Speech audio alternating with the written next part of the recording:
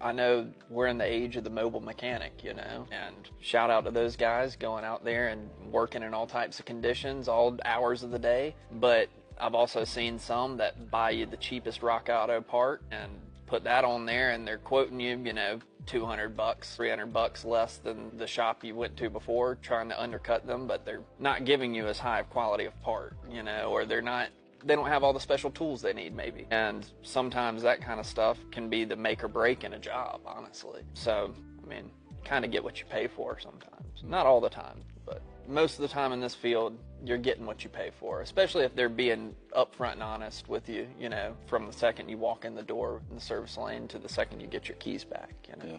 Yeah, I agree with that. Check Engine Chuck being was a mobile mechanic. Now he's mobile diagnostic only, and he stands by his word. And you know what you're paying for with his diagnostics is he 100% guarantees it. And you know that's the value that Chuck brings into the mobile diagnostic part of it. Yeah. And he works within a whole huge network of respected people that do that type of thing, and I hold him in high regards and respect in that industry.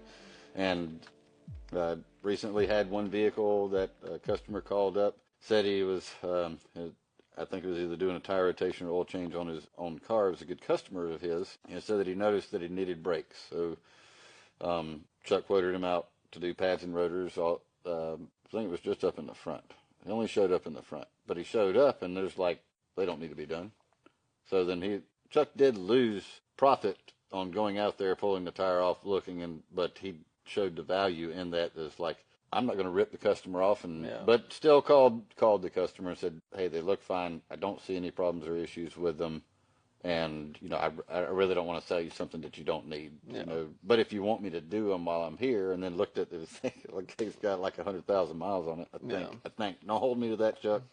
But that was the reality of. And I got a lot of respect for him as well for doing that and being upfront and honest with people, you know.